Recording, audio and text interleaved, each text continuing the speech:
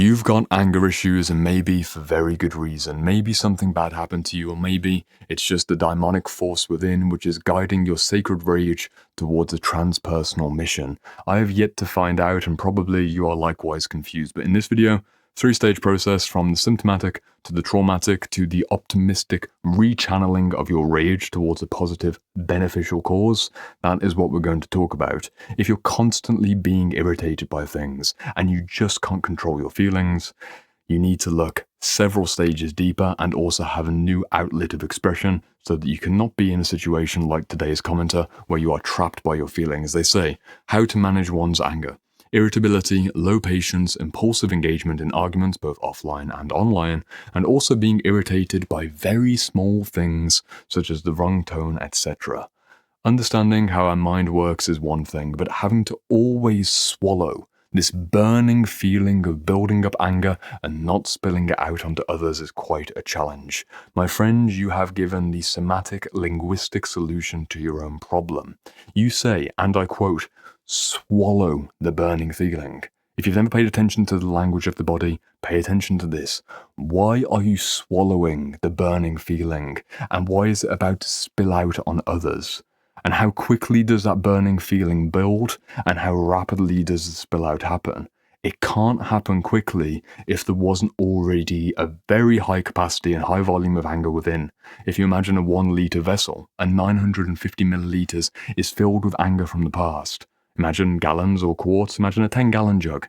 10 gallon doesn't go to 1 litre. I don't work in gallons, I work in litres, I'm European, but for my American friends, imagine 10 gallon, everything's bigger in America. 10-gallon jug, and 9.5 gallons is stored anger and resentment from what mummy and daddy did, from what your ex-boyfriend or girlfriend did, in the ways that you disappointed and upset yourself, in the ways that you betrayed your closest friends, or the way that they betrayed you. Hatred towards others, hatred towards yourself, hatred towards a political figure, towards a certain race or group or culture, whatever it might be. I'm not judging you. You have hatred in your heart for whatever reason. Let's fix it together. If you've got 9.5 out of 10 of litres or gallons of hatred inside of you, it is very, very, very obvious why you have superficial irritability and anger issues. The first thing is that you've got unexplored, unexpressed resentment from the past, which is almost completely filling you to the brim. So when someone cuts you off in traffic, there it is. It's not something that would send you all the way over the edge, but already that tiny, tiny increase in anger, it's too much to swallow down, because you literally can't swallow down. It's one of the classic bioenergetic metaphors, but if you are full of rage, there is no place for extra rage to go. In fact, you will be in a situation where you're constantly spilling out rage in situations that don't require rage. There's a 3-stage process here that we need to work through. At the superficial level of anger healing, you have the symptomatic management of your moods, your irritability, and your inability, unfortunately, I will keep it plain with you, your lack of emotional maturity and lack of emotional resilience to not let things get to you. There's a variety of complex reasons why this might be the case, but at the superficial level, the irritability and the anger issues and the picking fights with people is a sign of lacking emotional resilience. But it may not be your fault, even if it is your responsibility to change this. If you've got a massive amount of traumatic baggage and a volcano of rage inside of you, it feels like it's really burning you up on the inside.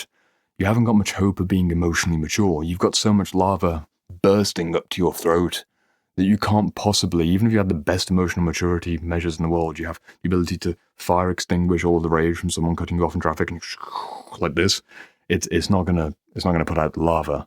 You can put out a fire, but the lava is a much higher temperature and there's a lot more of it. So I'm not blaming you in particular. At the superficial level, if you didn't have the stored resentment from the past, you just lack emotional maturity.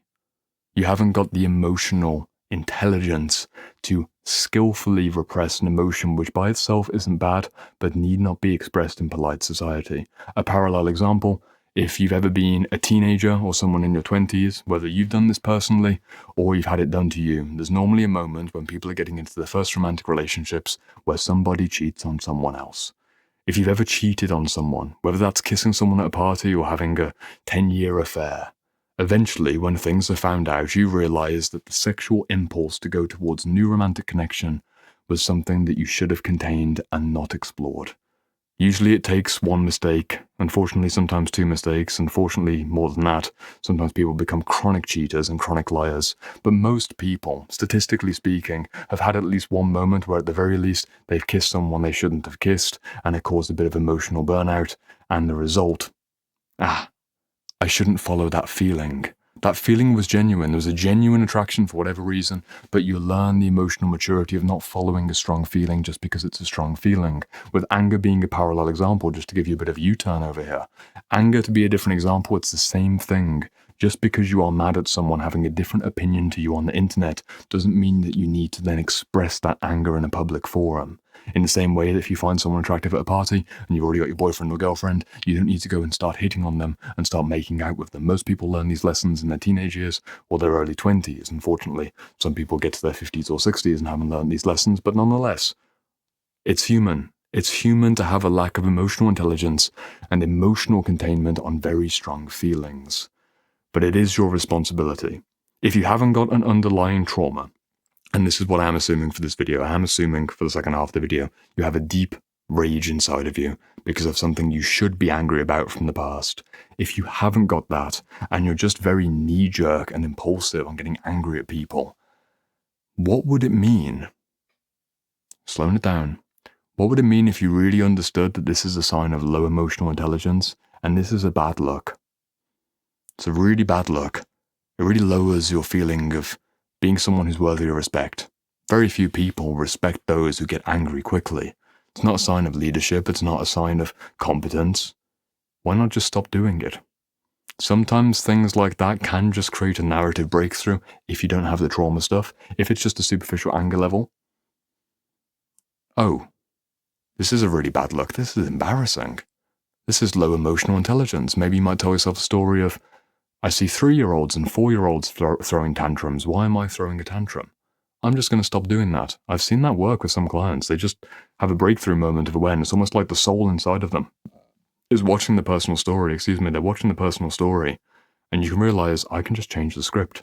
I'm going to stop acting in that certain way, in the same way that you're going to stop pursuing random partners because you get a sexual impulse and you're not going to cheat on your husband, your wife. You get the idea, right? You can just stop. That's also not true for most people watching this video. It might be true for, a handful of people, in which case you could probably leave at this point in the video, but most people are interested in the deeper traumatic reason behind that anger issue. This is where we go towards something that's worthwhile. Normally, when I've worked with people who have ongoing anger issues, as I mentioned several times in this video, they have got a very good reason to be angry, but it is being miscalibrated and overly expressed in inappropriate ways in the present day. There is a past wound which is bleeding onto the present. Normally, this means that you need to do a series of systematic, cathartic resentment releases. You have got so much resentment inside of you, and resentment, emotionally speaking, is anger turned cold. And the cold anger, like a coal inside of a fire, can be re-sparked by a present anger-inducing situation, and if there's a big mass of cold anger inside of you, all it takes is a bit of fire to spark it all up again. But if you can remove that mass, if you can chip away at that chunk of coal, you know that your mom did something, your dad did something, or maybe they didn't do something they should have done. Someone cheated you, someone wronged you, you were disappointed by life or circumstance.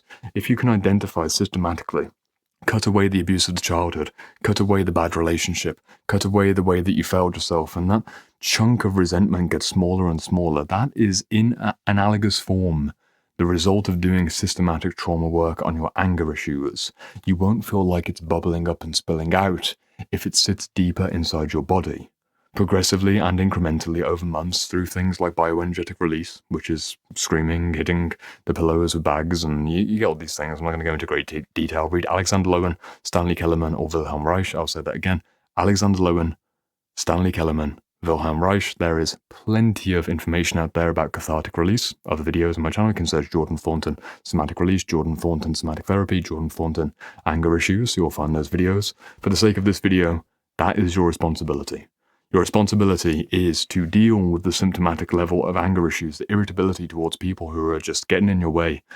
Realize, I'm more emotionally mature than this. There's a high level narrative of I'm no longer identifying as someone who has anger issues. That's a bit of a fix. The deeper fix is doing systematic trauma work, of cutting away the cold resentment inside of you, so that when you do spark up, you've got a bit more capacity and a bit more space before it feels like it's spilling out. Practically speaking, this will mean when there's a disagreement with one of your children or with your romantic partner, you have a bit more time to then be able to enact the emotional maturity of healthy containment. I feel like it's up to here. My dear, my love, my beloved.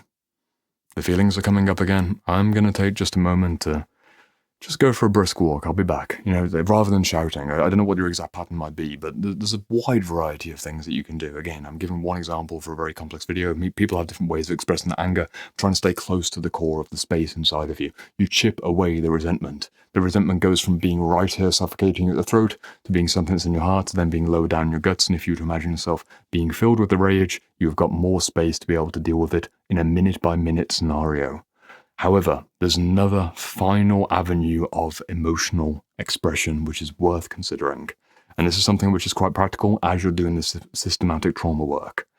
What would it mean for you to have a genuinely healthy, genuinely beneficial outlet for your anger and your rage? What do you do when you have cut away a fragment of resentment coal inside of your guts, and you've still got this fragment? You've still got all of that trapped energy and trapped potential. You might say, well, I'm going to put it down over here and not pick it up, but very, very often it's still kind of in your hand, or at the very least the residue's on you. You need a way to burn it off. There are two main ways I see people burning off the resentment of the past. That is through sport and exercise and physical exertion. You can literally turn the rage into a caloric burn. Not literally, it's analogously. I don't think you can fuel yourself for 20 days just from rage alone. But some people would say, especially if you've had a particularly angry workout after being cheated on by your girlfriend, that fuel hits different, I think is what the kids say. The fuel hits different. That's a certain, I don't know the lingo for the kids. Quite late in the day.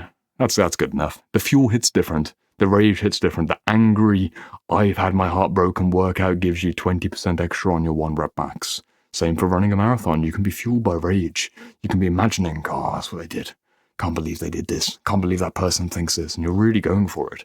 People can get in that trance, that rage-like trance. Unfortunately, and quite commonly, there are examples in our society of people having a lot of rage towards themselves, and they use that as fuel in a negative inner critic voice. That is, unfortunately, the reality for many people, but at least you've got an outlet. I'm not saying this is a solution. The solution is deep trauma healing, superficial level narrative change if I'm no longer someone who expresses my anger issues that way. And then if you really need that extra escape route over here, some kind of intensive sport and fitness can be a way of burning off coal as you chunk it away. The resentment coal in this example, mixing many metaphors. You can tell I don't script these videos. The resentment coal comes in, gets chipped away, gets burnt off over here on a consistent basis.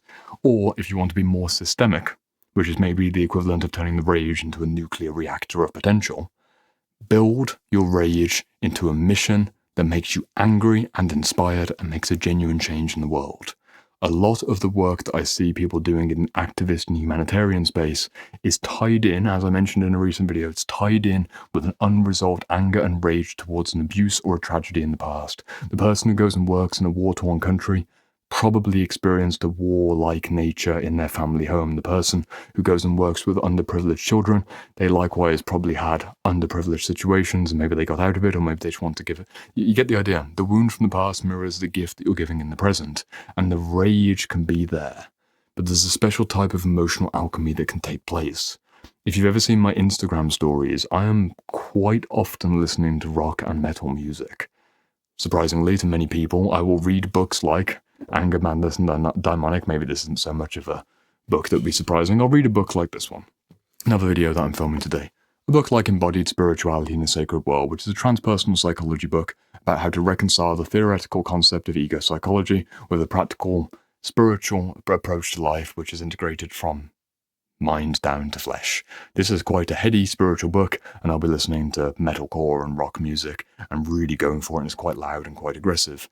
This is peaceful, and this is calming, this is healing, but the music and the atmosphere has a level of anger and a level of rage. In those certain moments, I have a really healthy burning anger and spark towards a positive cause, and for me that's a nuclear reactor equivalent of taking that extra charge, not directing it out in low confidence, boundary issue kind of ways of like, I need to show them what's right, I need to pick this fight with a stranger on the internet, I have this impulsive engagement with all kinds of arguments. I'm not doing that kind of like low grade, low self-esteem stuff.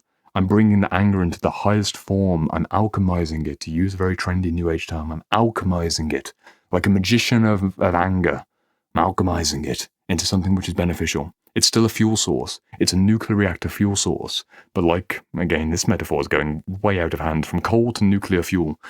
The coal can fuel anything.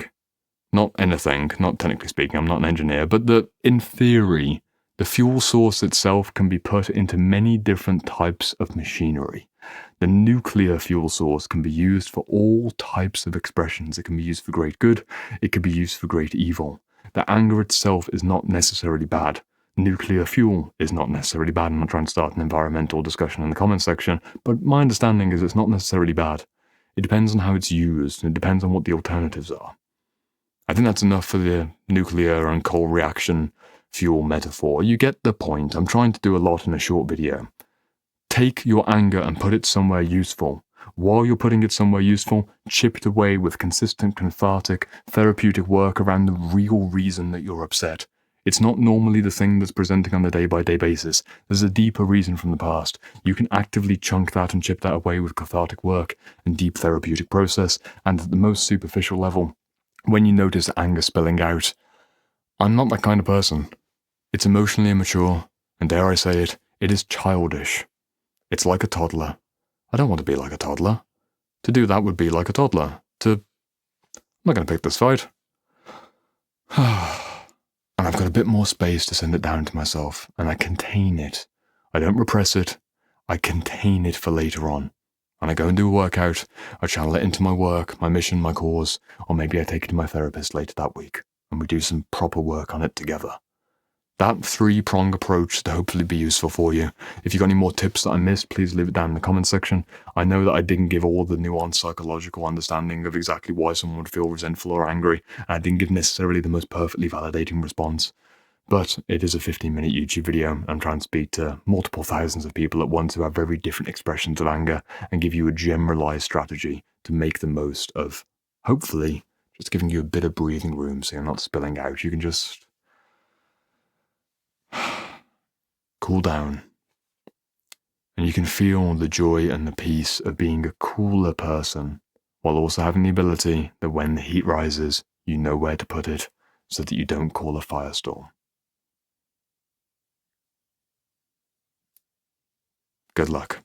I said call a firestorm. I'm going to ring a firestorm. This is the last video for the day. I'm going to post it anyway. Read the books. Read this book. This one. You can join me in the Shadow Work Library if you want to talk about this with me in real time. It's where we talk about it every week. Link in the description. I'll see you in the comments.